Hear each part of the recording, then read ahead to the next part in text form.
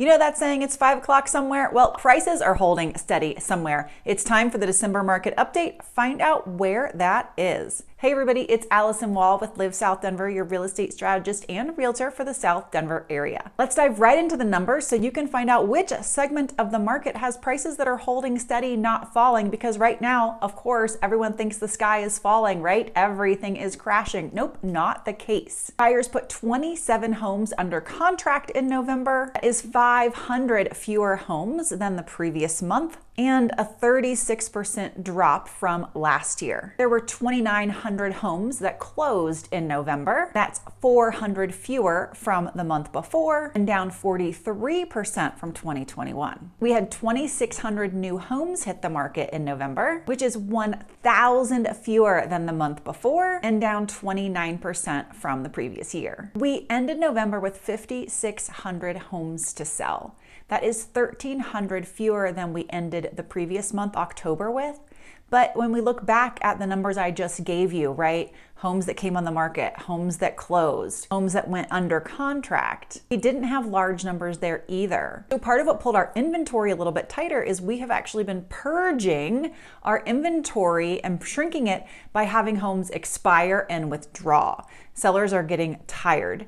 And the holidays approached, right? November is the month where we trigger holiday season, Thanksgiving, Christmas, and sellers just said, forget it. So that was a huge part of why inventory shrank. So getting down to 5,600 for November brought us below 2 months of inventory again, actually to 1.97 months of inventory. And we've had actually quite a bit of traction and traffic in this first part of December. So I actually may not be surprised if we keep our number right around this 2 months of inventory mark as we walk right into the new year. The average days on market increased quite a bit by 6 days from the previous month. So the average days on market went up to 34 days. We are over a month on market on average. A year ago, the days on market was just 19. But here's the thing, if you're a seller, you don't want to go by the average. We still statistically see that sellers are losing 3% of their home price after a week and losing 5 and 7 and 8% of their home price the longer they're on the market. The median days on market increased as well, increased by 3 days to 21 days this past month. And this is a 2.5 week increase over the median days on market from last year. All right, let's get to those November home prices. The list price to sales price ratio was a 95% for November. It dropped 1% from the previous month. The average closed price for all homes was $652,000 in November. It was down just $1,000 from the previous month, and prices are still up 5% from a year ago. The single family home price average is $730,000, down just $2,000 from the previous month, and still up 4% from this time last year. The condo and townhome average price is $467,000, down $7,000 from the previous month, and up 6% from this time last year. And now, of course, we shift over to those median home prices. The median sold price of all homes in Denver is $560,000. That is down $8,000 from the previous month, still up 4% from 1 year ago. The median price for single family homes is $614,000, down $8,000 from last month and up just 2% over a year ago. The median price for condos and townhomes is at $404,000, up $1,000 from the previous month and up 5% from the year before. All right, what are the takeaways as we get into year end, and next month will be our last report for 2022? Well, as you can see, most of the price changes month over month are fairly small. $8,000 was our largest one. The market was really a bit frozen in November, which was interesting because rates weren't that bad, all things relative to where we've been over the last several months. Here's what I'm seeing psychologically in the market. Sellers are sticking to their price as much as possible. They really feel like my home is worth this, whatever price they've decided or they and their agent have decided on, and however they've come to it. And right now, so often those prices are still being decided on by past sold comps. which is often and for so long how traditional real estate has been deciding on those prices. That is not how buyers are looking at it. Buyers are looking forward. They're looking at declining home values. They don't want to look at past home values for home prices. So sellers are sticking to their guns and saying, this is what my home is worth. Well, buyers aren't biting on that. So because we have this psychological disengagement, it's very hard for the two parties to come together and for deals to get done. This is much of why the days on market is extending out so far. We did see such a big increase in days on market this month, so we know that this month was certainly one for the battlegrounds. The sellers did keep some ground. We know that because the home price change was pretty small this month. Where buyers gained some ground is that they didn't give in and buy a lot of homes. We don't see a lot of transactions in November. So if we continue like this, where one side won't give in, then I think it's going to be a very slow year next year for purchases. One of the other things to see from this data, which I'm able to see it more easily because I have all this historical bits of data I can pull for you, is that the condo and townhome prices really haven't changed for the last several months. That's what I was leading with in the video. The condo and townhome prices have fluctuated $1,000 here or there for roughly the last 3 months or so. To me, this speaks to the affordability challenge in the market. Buyers have been priced out of homes that they want because of rates,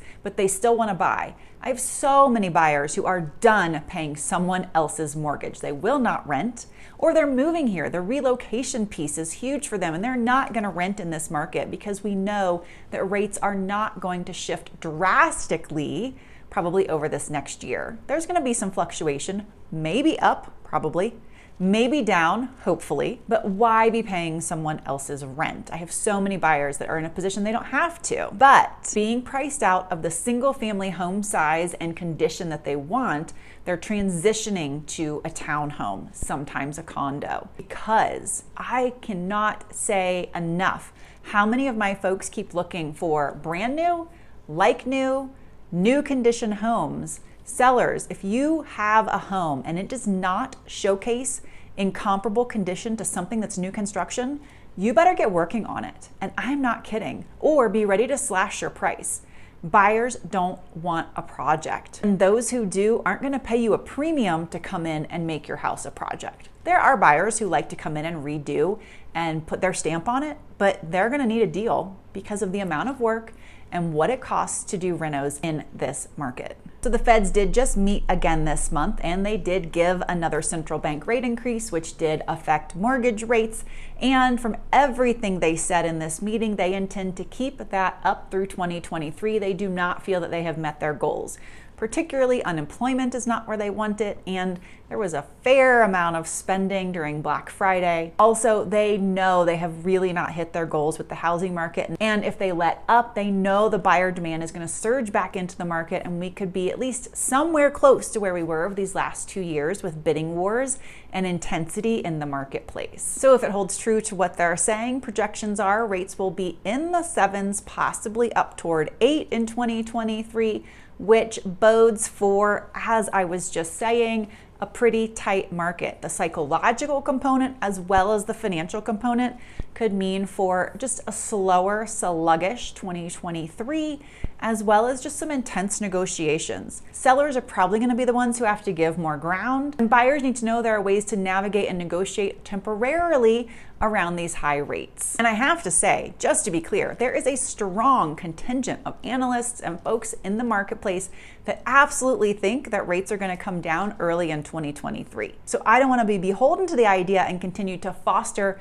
maybe a negative bent toward the fact that the market might be going like this all next year. We're just going to have to wait and see because I do not have a crystal ball. Sellers in the Denver market, if you are planning to list your home in the near future, you want to hear this. It's a dose of good medicine and good cheer for you. Per CoreLogic data, to date, the Denver market is only off its peak home prices by 4.7%. We are still up 38% from March 2020, and we are up 151% from 2012. Hear that again.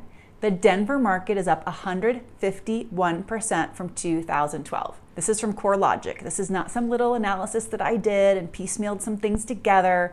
CoreLogic is renowned for their data analysis of the housing market. So yes, it could be painful to think, oh, I should have sold my house 8 months ago. But if you have owned your house for 2 years, 5 years, 7 years, 12 years, you are absolutely on the upside here. Buyers, your takeaway is to be very good at doing your benefit cost analysis. Make sure you understand and can articulate to yourself, to your agent, to your financial advisors, what the costs of waiting to buy are, what the benefits of waiting to buy are. Compare those, contrast those, and figure out what the right time to be in the market is. Remember that for every 1% increase in interest rate, a buyer loses 10% of their buying power. If Denver is only off its peak prices by 5%, heck, let's just double it. Let's just say we're off our peak by 10%. But interest rates have gone up 3% since the earlier part of 2022. Prices have clearly not dropped enough to offset the rate increases. It's always great to have you with me for the market update. Merry Christmas, happy holidays.